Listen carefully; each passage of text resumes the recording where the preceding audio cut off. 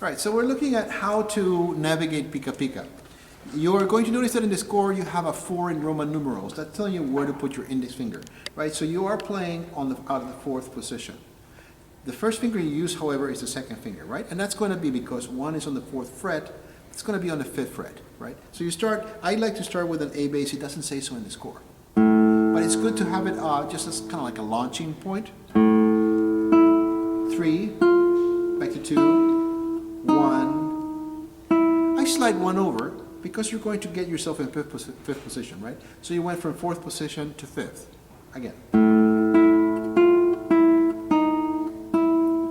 Then reach out for the 8th fret with your pinky finger. So you are now in 5th position. You have a mini bar covering the 2nd and 3rd strings, and you chuck them, right? Index and middle playing together. Right? It's a waltz. So that's the 2-3 of the waltz. 1, 2, 3. And then you break up that 2nd string and 1st string, 1 and 4, 5th and 8th fret. Now, several ways of doing this. Now, if you're just starting with this and you don't have a lot of experience with this, I suggest this.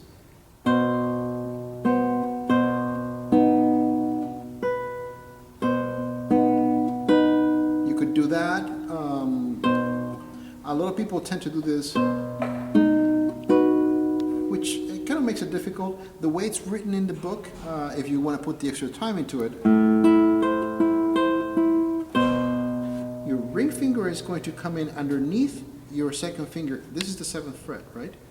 On the 4th string, right? And you're going to make a bar across to the 4th fret. You really care about the 2nd and 3rd strings in your bar, right? You want to hit that together with that A on the 7th fret.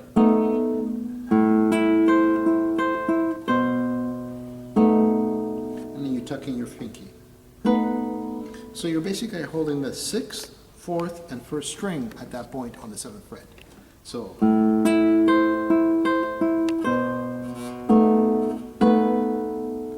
another way, right? So your 2nd finger on the 3rd string here on the 8th fret. Another way that you could do is it doesn't give you a lot of substance, but you know, it makes it a little bit easier. If you jump over with 1, you have more options.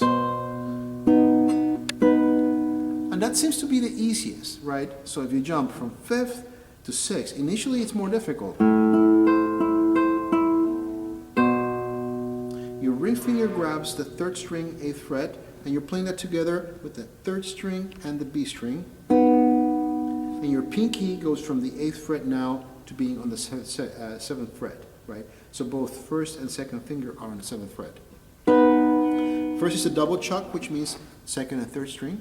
And then a triple chuck, first 3 strings. Index, middle, and ring. I-M-A. Right? So, starting from the beginning, slide, mini bar,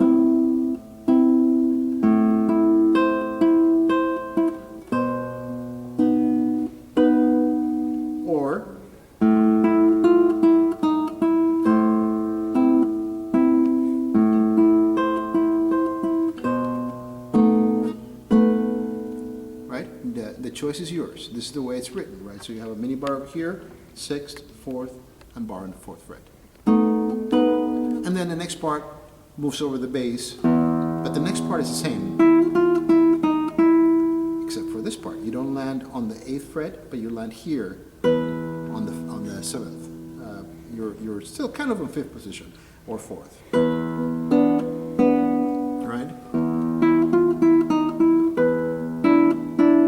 On the 2nd string, you have an E, you have a D. Right? Kind of like before, but this time using a different bass. This part is a lot easier. Double chuck on the bar on the 5th fret, then a triple chuck. And then, again, the first part. Then you're in 2nd position. 1 is on the 2nd fret, 2nd string, and you chuck that with the 3rd string open. Then 4, 3, 2, then you chuck again, right? Do you have a bass in blending? Yes, you do, on the 2. Right? As you play 2, you collapse your index finger to a mini bar, grabbing the first 2 strings, and you play that together with the open G.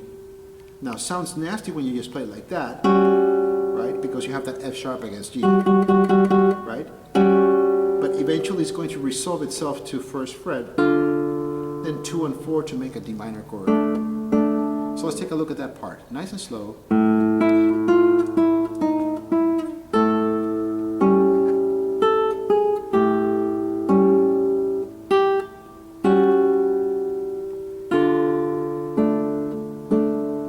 Then land your 3rd finger here on the 4th string, 3rd fret, and grab the F over here. Believe it or not, you're not holding an F chord, you're holding a D minor chord. Right? It's nice to roll it, a lot of people do roll that. And you can just play it straight. Then you collapse your bar. You really care about the 6th string and the 1st string, so don't try to press all the strings. Right? So treat your index finger as a hinge rather than a bar. Pinky's where you need it. A bass,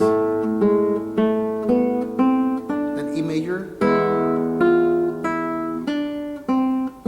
then grab an A minor chord. A lot easier to go about it this way. Play the A bass and the 3rd string. It's just A to A there. Hammer your pinky to the 3rd fret, 5th string, to do that inversion of the A minor chord, right?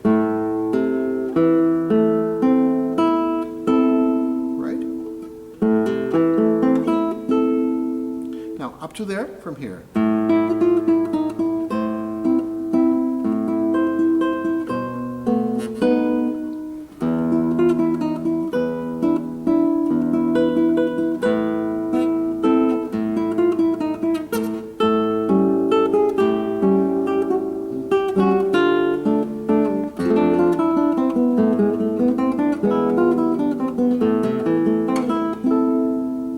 We'll talk about the next part